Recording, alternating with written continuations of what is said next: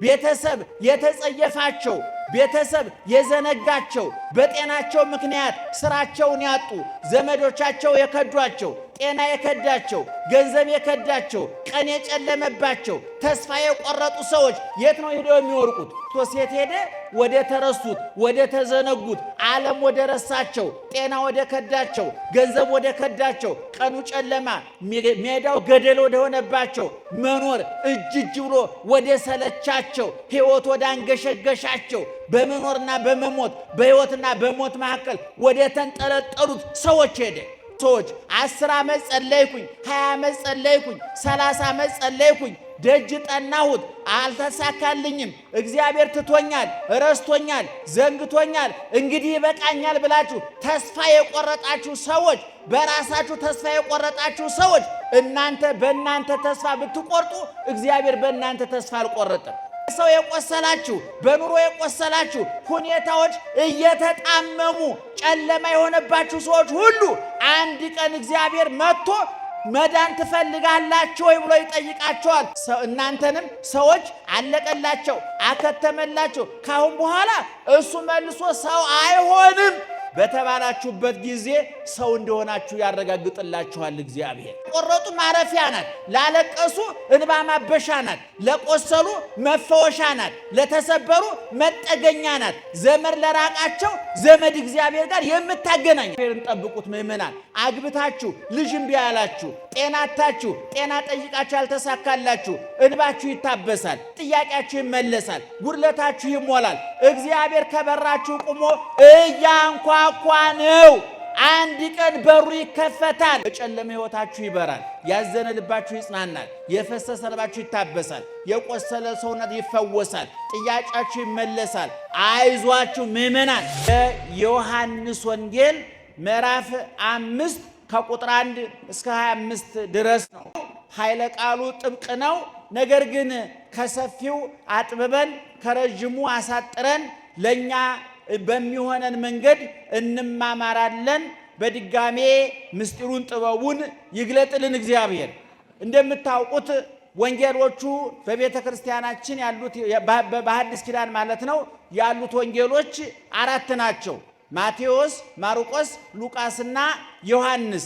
እነዚህ 4 ወንጌሎች በጥቅሉ 89 ምዕራፍ ሲኖራቸው በኢየሱስ ክርስቶስ 3 ጉዳዮች ላይ አንደኛ ያደረገውን ተአምር፣ ሁለተኛ ያስተማረውን ትምህርት፣ ሶስተኛ የሰራውን በጎ ሥራ በመጠኑ ከብዙ በጥቂቱ ከብዙ በክፍሉ እኛ ልንሰማው በምንችለው መጠን ሰምተንም ልንድንበት በምንችለው ልክ የበዛውን አሳንሰው የሰፋውን ጠበብ አድርገው የተደረገውን ተአምራት ሁሉ የተሰጠውን ትምህርት ሁሉ የተሰራውን በጎ ሥራ ሁሉ ሳይሆን መጥነው ጽፈውልናል 4ቱ ወንጌሎች። እንግዲህ ከ4ቱ ወንጌላውያን 3ቱ ተመሳሳይ ሐሳብ ላይ ያተኩራሉ ይላሉ ሊቃውንቱ።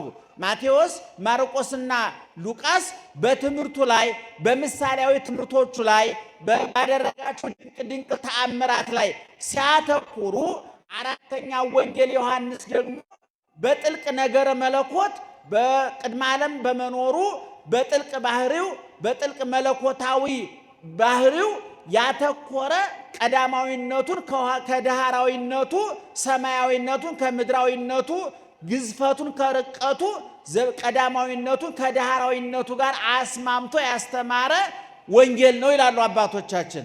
በጽሕፈት ደረጃ ማቴዎስ ጌታ ካረገ ከ9 ዓመት በኋላ፣ ማርቆስ ከ12 ዓመት በኋላ፣ ሉቃስ ከ21 ዓመት በኋላ ሲጽፍ፣ ዮሐንስ ግን የጻፈው ጌታ ካረገ ከ35 ዓመት በኋላ ነው። ስለዚህ ዮሐንስ የጻፈው በመጨረሻ ስለሆነ ሌሎቹ ወንጌላውያን ያላተኮሩባቸውን ወይም ደግሞ የተዋቸውን ሐሳቦች አካቷል ይላሉ።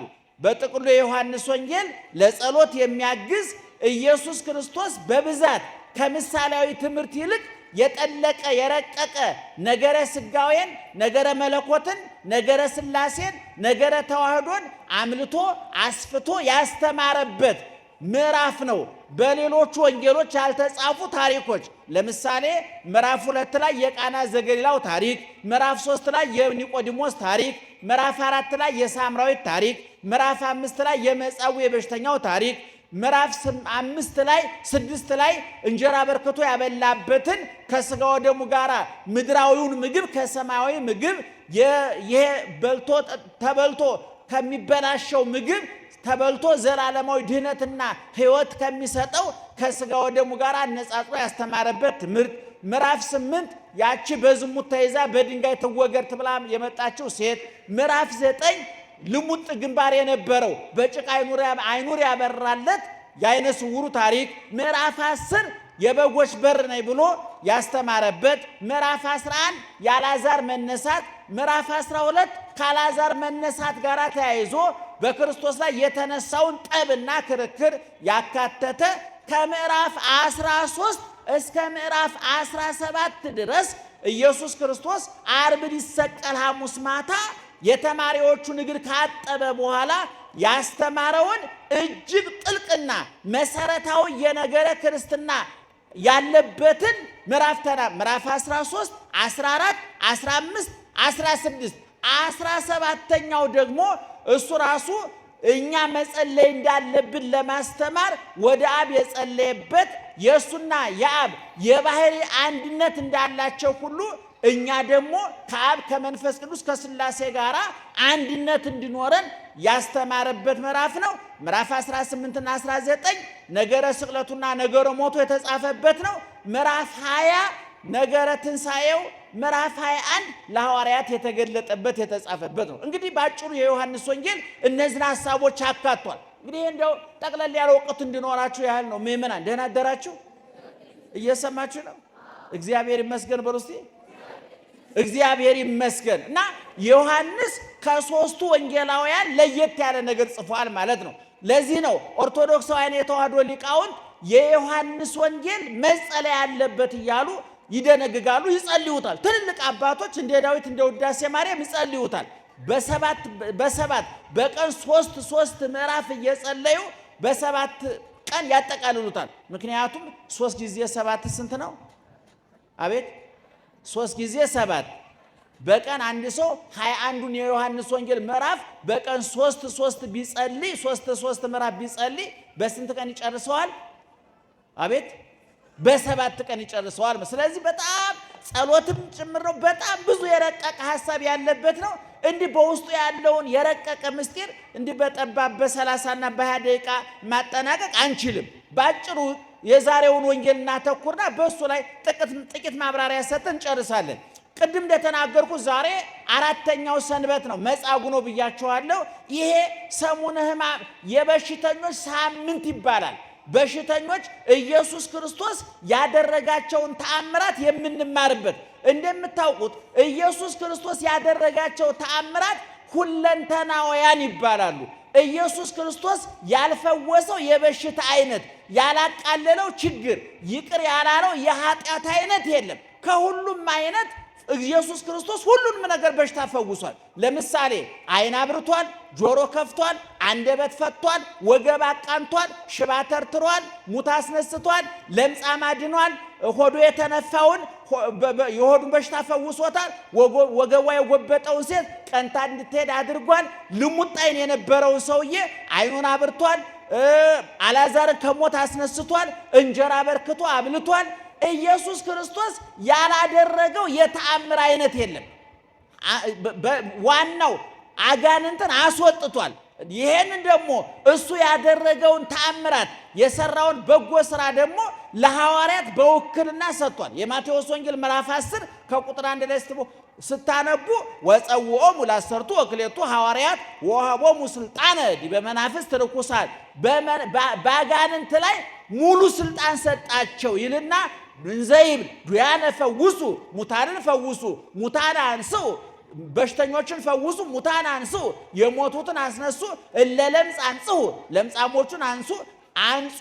ሙሉ በኢየሱስ ክርስቶስ ፈውስ ውስጥ ከአቅም በላይ ሆኖ የቀረ በሽታ አይነት የለም። እንደምታውቁት ዛሬ በሕክምና ደረጃ በጤና ጣቢያ የምንፈወሰው አለ፣ በትልቅ ሆስፒታሎች የምንፈወሰው አለ። ጤና ጣቢያዎቹ ከአቅማቸው በላይ ሲሆን ወደ ትልልቅ ሆስፒታሎች ሪፈር ይጽፉልናል። ትልልቆቹ ሆስፒታሎች ደግሞ ካልቻሉ ውጭ ሀገር ሄዶ ይታከም ብለው ሪፈር ይጽፉልናል። ውጭ ሀገር ሄደን ደግሞ መፈወስ ካልቻል ሪፈር የለውም፣ መሞት ከሆነ መሞት ነው። እግዚአብሔር ግን ኢየሱስ ክርስቶስ ግን ከሱ ስልጣን በላይ ከሱ ችሎታ በላይ የሆነ የበሽታ አይነት አልመጣም። ይሄን ስልጣን ለሐዋርያትም ሰጥቷቸዋል፣ ሐዋርያትም አድርገውታል።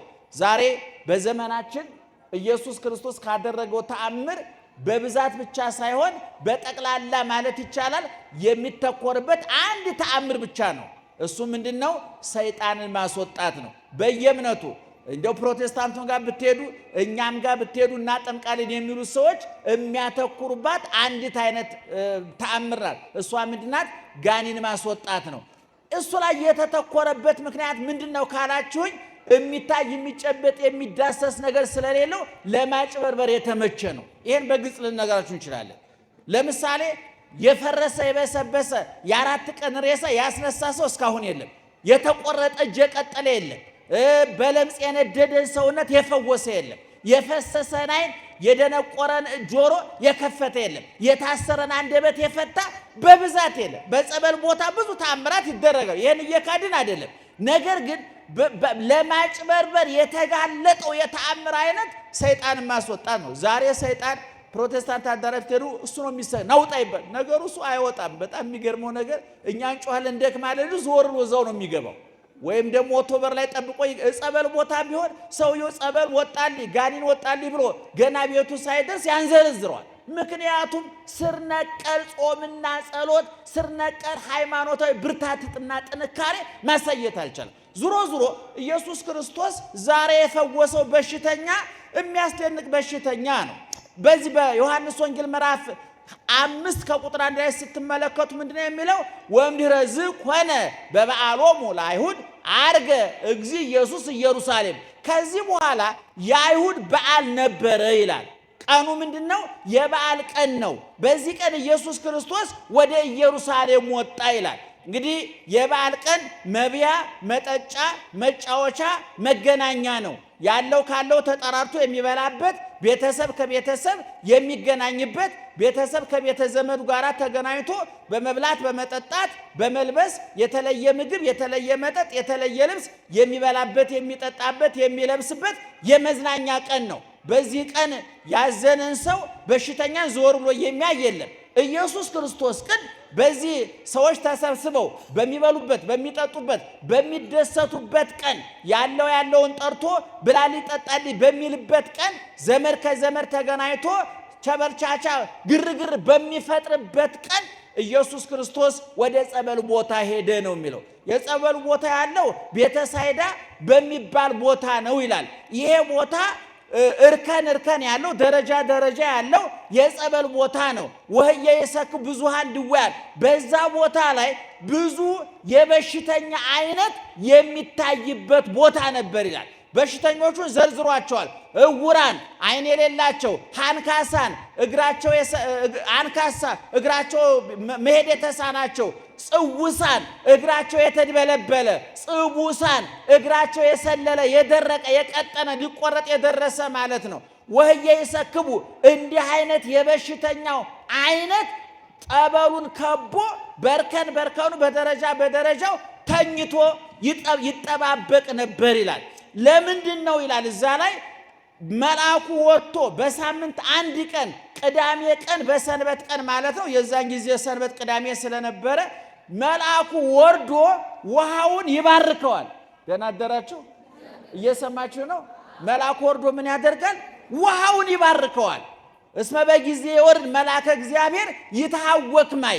መልአኩ ሲወርድ ውሃው ይባረካል፣ ይናወጻል፣ ድምፅ ያሰማል። ማዕበል ጎርፍ እንደማለት ድምፅ ያሰማል። በዚህን ጊዜ መልአኩ ወርዶ ሲባርከው ውሃ የነበረው ጸበል ይሆናል፣ ፈዋሽ ይሆናል ማለት ነው። የሚገርመው ነገር በዚህ ጸበል የሚፈወሰው በሳምንት አንድ ሰው ነው። ምእመናን ደህና አደራችሁ? ስንት ሰው ነው የሚፈወሰው? አንድ ሰው ነው። እንግዲህ ቅድም እንደዘረዘር ነው በጸበሉ ዙሪያ ከቦ የከተመ የበሽተኛ አይነት መዓት ነው ያለው። እኔ በእርግጠኝነት በብዙ ሺህ የሚቆጠር ይመስለኛል። ምክንያቱም ያ ጸበል የማይፈውሰው የበሽተኛ አይነት የለም። እግር ይቀጥላል፣ የፈረጠ የደነቆረ ጆሮ አይን ይከፍታል፣ ያበራል፣ ብዙ ነገር ነው የሚያደርገው። ነገር ግን ችግሩ ምንድነው? በሳምንት ስንት ሰው ነው የሚፈወሰው?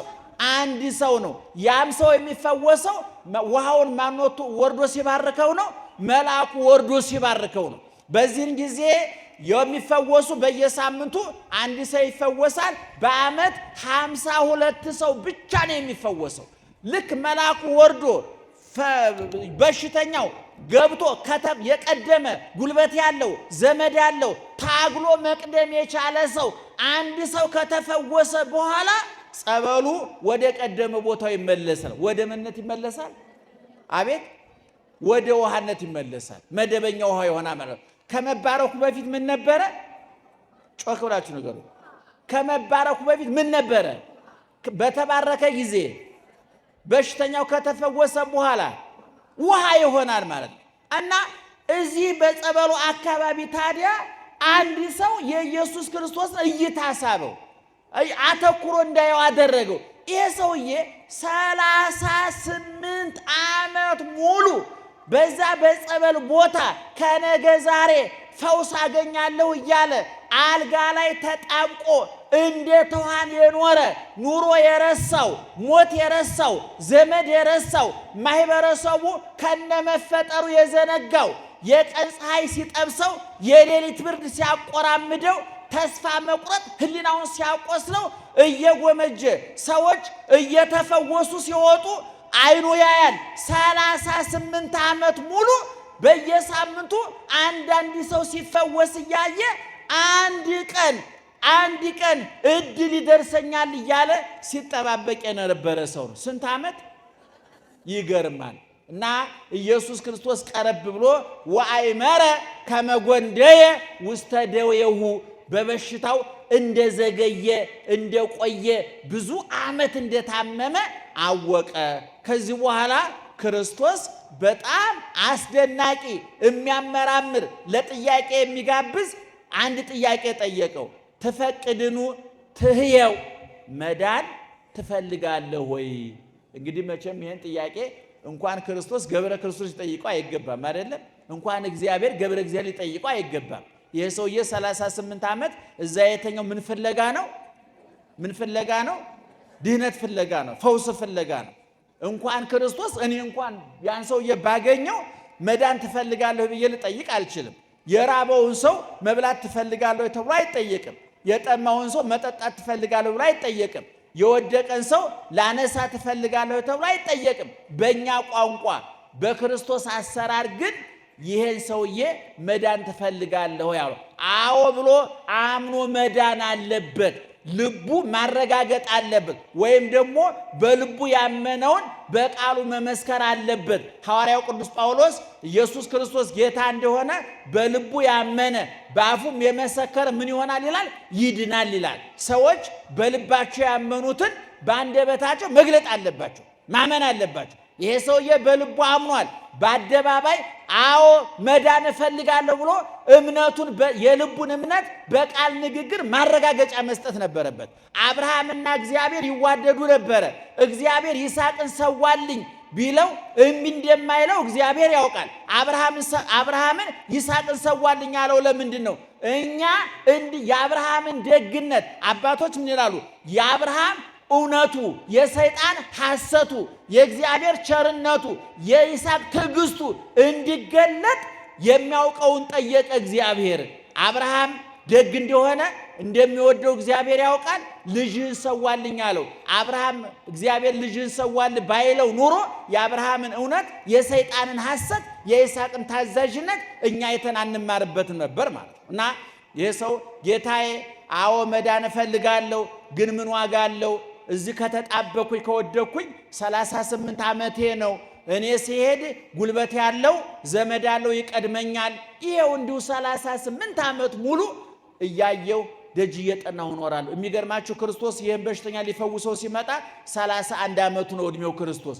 ይህ ሰውዬ ክርስቶስ ሲወለድ በቤተልሔም መላእክት ሲዘምሩ፣ ኖሎት እረኞች ሲዘምሩ፣ ሰብአ ሰገል እጅ መንሻ ይዘው ሲመጡ ይህ ሰውዬ በሽታ ላይ ነበር ማለት ነው። 38 ዓመት ሲሰቃይ ነበር ማለት ነው። እና ሰው የለኝም አለው። እንግዲህ ሰውየው ሊቃውንት እንደሚነግሩን ሰው የለኝም ያለው ክርስቶስ የ31 የ32 ዓመት ወጣት ነው፣ ጠንካራ ነው። እንዲያው ነገ የዛሬው እንኳን አልፎኛል ለሚቀጥለው ሳምንት ቀጠሮ ይዞ ተጋፍቶ ጸበል ውስጥ ይወረውረኛል ብሎ ጉልበቱን ተማምኖ ነው። ወይም ደግሞ ብዙ ሰው ይከተለው ስለነበረ እስኪ አንተ ሳምንት ናና ይህን ሰው ወደ ጸበሉ ጣለው እባክህ ክብር ትከብራለህ ትጸድቃለህ ይልልኛል ብሎ ነበር የጠበቀው ይላሉ። ነገር ግን ክርስቶስ አዲስ ነገር አደረገ። ሁለተኛ አማራጭ በነገሮች ሁሉ ማዳን የሚችል መሆኑን ለማሳየት ወዲያው መመሪያ ሰጠ። ተነስና አልጋህን ተሸክመህ ሂድ። እንዴት ደስ ይላል ምእመናን! በእውነት እንዲያው በሽተኛው ቦታ መሆን ይጠይቃል በዚህ ለመደሰት። እውነቱን ለመናገር ስንት ዓመቱ ነው ብያቸዋለሁ? 38 ዓመቱ ነው። ተጣብቋል፣ አልጋው ላይ ተጣብቋል። አጥንቱ ቆዳው ደርቆ አጥንቱ ፈጦ ደሙ ተመጦ ሰውነቱ ሰልሎ በእውነቱ ለይታ ለአፍንጫም ለዓይንም ያልጸየፈ ሰዎች ትኩረት ሰጥተውት የሚያውቁ ሰው ነው። እዚህ ቦታ ነው ሄደው ክርስቶስ ይገርማቸዋል። ከዛ በኋላ አልጋውን ተሸክሞ ሄደ። ይገርማቸዋል።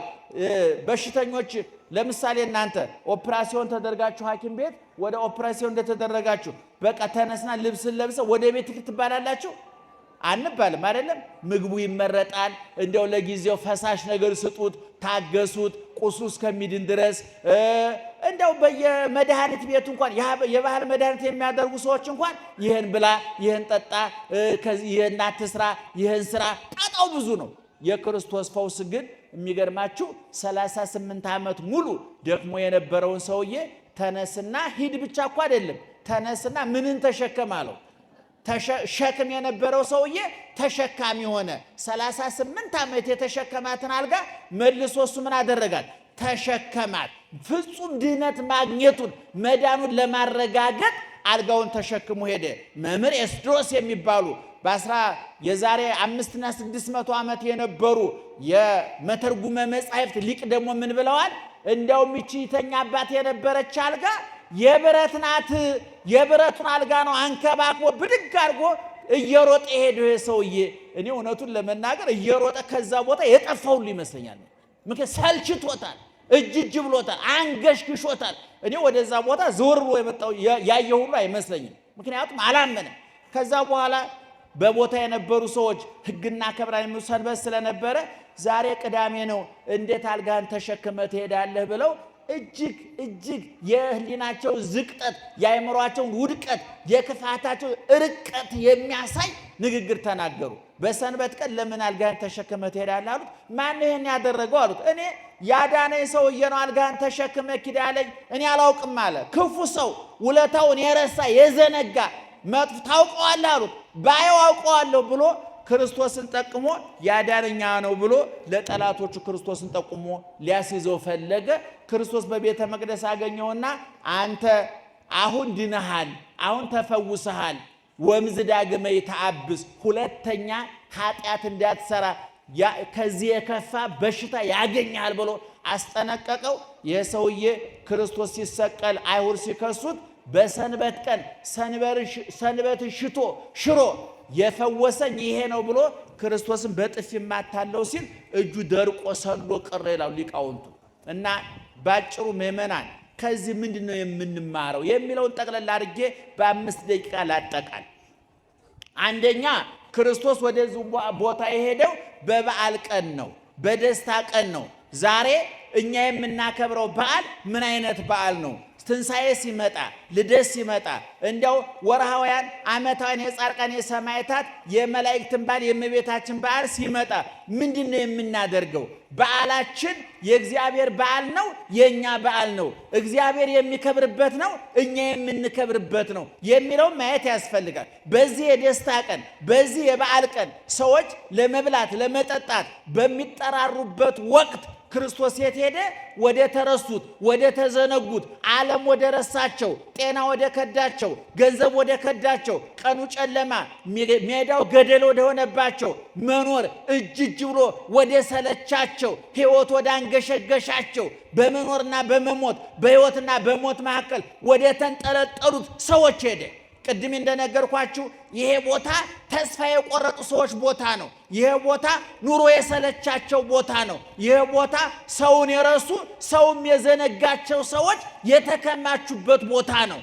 በበዓል ቀን ይህን እንድናደርግ ያዛል መጽሐፋችን። እኔ በዓል ሲሆን መብላት፣ መጠጣት፣ መደሰት ወንጀል አይደለም፣ ኃጢአት አይደለም። ደስታውን የፈጠረልን እግዚአብሔር ነው። ተደሰቱ ብሎናል። የጾመ ይፈስካል፣ ያዘነ ይደሰታል፣ የሞተ ይነሳል፣ የተራቆተ ይለብሳል፣ የተራበ ይጠግባል፣ ያዘነ ይጽናናል። ይህ ምንም ጥያቄ የለውም። ነገር ግን ክርስቶስ በበዓል ቀን ወደዚህ ቦታ እንደሄደ እኛም የበዓል አከባበራችንን እንድንገመግም ነው። በሁለተኛ ደረጃ ይሄ ጸበሉ ሲባረክ ይህን ትምህርት ለማስተማር በቂ የእምነት በቂ የሆነችው በትክክል ይህን ትምህርት ማስተማር የምትችለው የኢትዮጵያ ኦርቶዶክስ ተዋሕዶ ቤተክርስቲያን ብቻ ናት። ማንም የእምነት ተቋም ይህን ወንጌል መተርጎም አይችልም። ምክንያቱም ዛሬ በእኛ ቤተክርስቲያን ጸበል አለ የለም? ጮክ ብላችሁ ንገሩ። ጸበል አለ የለም? በጸበሉ ዙሪያ ብዙ በሽተኞች የሉም? አሉ። ቤተሰብ የተጸየፋቸው፣ ቤተሰብ የዘነጋቸው፣ በጤናቸው ምክንያት ስራቸውን ያጡ፣ ዘመዶቻቸው የከዷቸው፣ ጤና የከዳቸው፣ ገንዘብ የከዳቸው፣ ቀን የጨለመባቸው፣ ተስፋ የቆረጡ ሰዎች የት ነው ሄደው የሚወርቁት? በጸበል ቦታ ነው። አይነ ስውራኑ፣ አንካሳኑ፣ እጅ እግራቸው የተቆረጠ ኑሮ በእውነቱ ቤተ ክርስቲያን ምስካየ ሕዙናን ትባላለች። ያዘኑት መጠጊያ፣ የተሰደዱት ተስፋ። ኢየሱስ ግፉ ምስካዮሙ ለግፉዓን፣ ኢየሱስ ስዱድ ተስፋሆሙ ለስዱዳን። ክርስቶስ ተሰዶ የስደተኞች ተስፋ፣ ተገፍቶ ለተገፉ ሰዎች አለይታ እንደሆነ ሁሉ ኦርቶዶክሳዊ ተዋሕዶ ቤተ ክርስቲያን ጧሪ ቀባሪ ያጡ አዛውንት አሮጊቶች፣ አሳዳጊ ያጡ ሕፃናት ጤናቸው በመጉደሉ ምክንያት ገንዘብ፣ ጤና፣ ዘመድ የከዳቸው እንደኔ አይነ ስውራን ወርቀው የሚገኙት በቤተ ክርስቲያን ነው።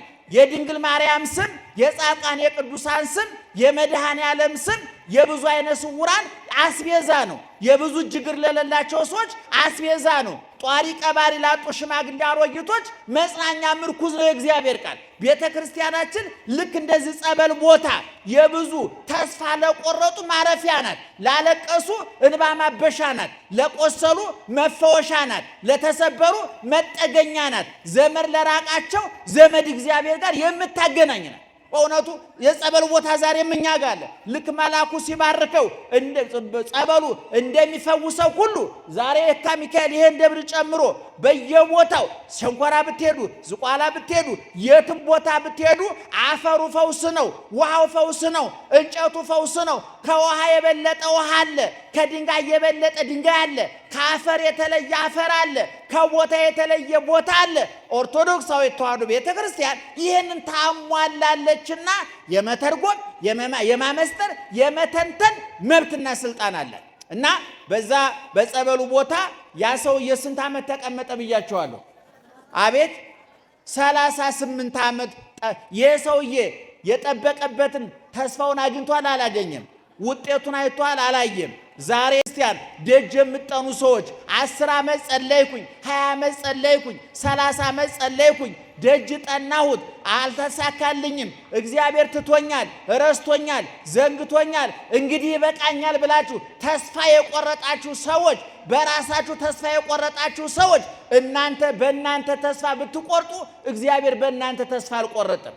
ምናልባት ይሄ ሰውዬ ራሱን ለማጥፋት እንኳን አቅም አንሶት ሊሆን ይችላል። ምእመናን፣ ሰውነቱ ልምሾ ነው። ታንቆ ለመሞትም የሚያንቅ ጠንካራ እጅ ያስፈልጋል። ገመድ የሚፈትል ጠንካራ እጅ ያስፈልጋል። ይሄ ሰውዬ ለመሞት እንኳን አቅም አንሶት ሊሆን እኮ ይችላል። በዚህ በዮሐንስ ራእይ ምዕራፍ 9 ቁጥር 4 ላይ ወበውቱ መዋዕል የሐሰሰብ መዊተ ወየሐጥ፣ በዛን ጊዜ ሰዎች መሞት ይፈልጋሉ፣ መሞት አይችሉም ይላል። ሞትን ይፈልጉታል፣ አያገኙትም። ከገደል ቢወርቁ፣ ከባህር ቢጠልቁ፣ በገመድ ቢታነቁ፣ እንደ ዘመኑ ደግሞ መርዝ ቢጨልጡ፣ በኤሌክትሪክ ቢጨብጡ ሞት ያምጽባቸዋል ይላል። በእውነቱ ምእመናን ትክክለኛ ሞት ማግኘትም እረፍት ነው። ይህ ሰውዬ መሞት እንኳን አልቻለም። በዚህ 38 ዓመት ተጣብቆ እንደጠበቀ ሁሉ እግዚአብሔርን ጠብቁት። ምእመናን አግብታችሁ ልጅ እምቢ ያላችሁ፣ ጤናታችሁ ጤና ጠይቃችሁ ያልተሳካላችሁ እንባችሁ ይታበሳል፣ ጥያቄያችሁ ይመለሳል፣ ጉድለታችሁ ይሞላል።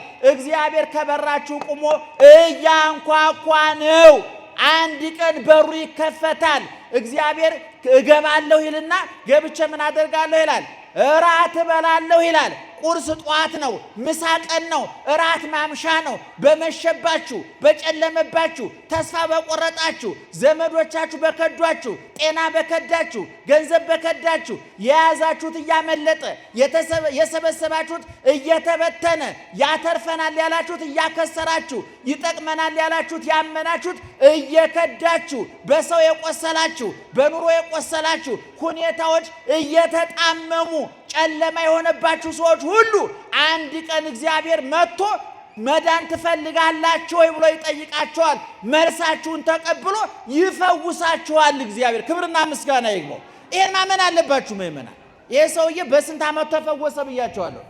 በ38 ዓመቱ። ከዛ በኋላ ምኑን ተሸክሞ ሄደ? አልጋውን ተሸክሞ ሄደ። የተሸከሟችሁን ትሸከሟቸዋላችሁ። እርዱን ብላችሁ ያመጹባችሁን እናንተ ረዳት ትሆኗቸዋላችሁ። ስጡኝ ብላችሁ ያመጹባችሁን እናንተ ሰጭ ትሆናላችሁ። ምእመናን ብዙ የተሸከሙናሉ። ወላጆቻችን ተሸክመውናል። ሀገራችን ተሸክማናለች። ህብረተሰባችን ተሸክሞናል።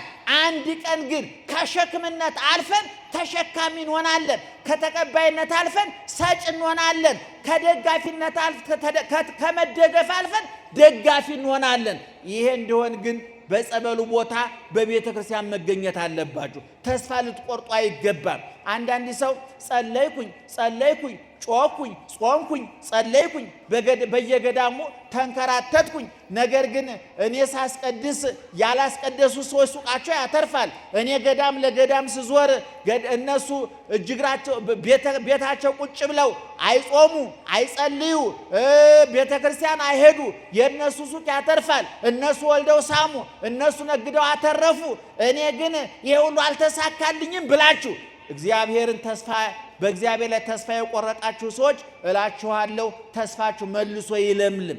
ከ38 ዓመት በኋላ ይመጣል እግዚአብሔር። መቼ እንደሚመጣ አታውቁትም። ጧት ይሄ ሰውዬ በዛን ሰዓት ክርስቶስ ይመጣል ብሎ ጠብቋል? አልጠበቀም፣ አልጠረጠረም። ባልታሰበ ቦታ ባልታሰበ ጊዜ ባልተጠረጠረ ሁኔታ እግዚአብሔር ከተፍ አለ።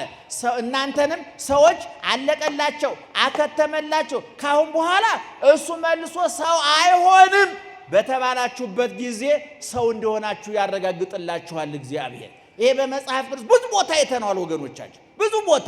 አልዓዛር ሙቶ ከሙታን ሊያስነሳው ሲል እህቱ ምንድን ነው ያለችው? ጌታዬ ሸቷል፣ ከርፍቷል፣ 4 ቀን ሞልቶታል፣ መቃብሩ ቢከፈት ሽታው አያስጠጋንም ብላ እህቱ ተስፋ በቆረጠችበት አልዓዛር ላይ ክርስቶስን ተስፋ አልቆረጠም ነበር። አልዓዛር ናውጣ አለ። መቃብሩ ተከፈተ፣ መግነዙ ተፈታ። የሸተተው የተላው የበሰበሰው የተለወጠው አልዓዛር ሽታው ተለውጦ አካሉ ጠንክሮ አዲስ ሰው ሆኖ ተነሳ። 46 ዓመት በምድር ላይ ኑሮ አገልግሎ አረፈ። የጨለመ ሕይወታችሁ ይበራል፣ ያዘነ ልባችሁ ይጽናናል፣ የፈሰሰ ልባችሁ ይታበሳል፣ የቆሰለ ሰውነት ይፈወሳል፣ ጥያቄያችሁ ይመለሳል። አይዟችሁ ምእመናን። ዛሬ ሀገራችን አልጋ ላይ ነው ያለችው። ደጅ እየጠናች ነው። እንባ ይፈሳል፣ ሰው ይሰደዳል፣ ይፈናቀላል፣ ይራባል፣ ይጠማል። በበሽታ በጦርነት የምንሰማው ልብ የሚያስደነግጥ ጆሮ የሚቆርጥ ተስፋን የሚያጨልም ነገር እንዳንናፍቅ የሚያደርገው ነገር ሁሉ እግዚአብሔር ወደ ኢትዮጵያ መጥቶ ተነሽ አልጋሽን ተሸክመሽ ሂጂ ብሎ ስሟን ያድሳል፣ ስሟን ይለውጣል እግዚአብሔር። ይህን እንዳደርግ ከፈለጋችሁ ከቤተ ክርስቲያን አትራቁ። የመከረን ያስተማረን የአባቶቻችን አምላክ ክብርና ምስጋና ይግባው። ሰንበት ነውና እዛ በሰንበት ቀን ይሄን ያህል ረጅም ሰዓት መቆየት እንኳን ተገቢ አይደለም። ጧት ነው አጠናቆ የሚባለው። ነገር ግን ትምህርቱ ሳብ አድርጎኝ እኔ ይሄን ያህል አስተምራለሁ ብዬም አልነበረም። ያዘንኩበት ጥልቅ ምክንያት ስለነበረ